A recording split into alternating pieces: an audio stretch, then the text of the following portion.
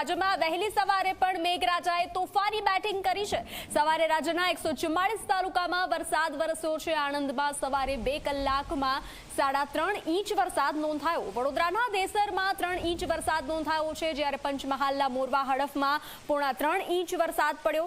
ખેડાના મોટા ભાગના તાલુકામાં ધોધમાર વરસાદ વરસ્યો। નડિયાદમાં 2.5 ઇંચ તો વસોમાં 2.25 ઇંચ વરસાદ વરસ્યો। રાજ્યના 30 તાલુકામાં 1 ઇંચથી વધારે વરસાદ વરસ્યો છે। રાજ્ય પર 3 સિસ્ટમ સક્રિય છે, તેને લઈ સાર્વત્રિક વરસાદ વરસી રહ્યો છે। રાજ્યમાં મેઘરાજા ખમરોળી રહ્યા છે, તો રાજ્યમાં વહેલી સવારથી મેઘરાજાએ તોફાની બેટિંગ કરી છે। સવારે રાજ્યના 144 તાલુકામાં વરસાદ વરસ્યો હતો, મેઘમહેર જોવા મળી।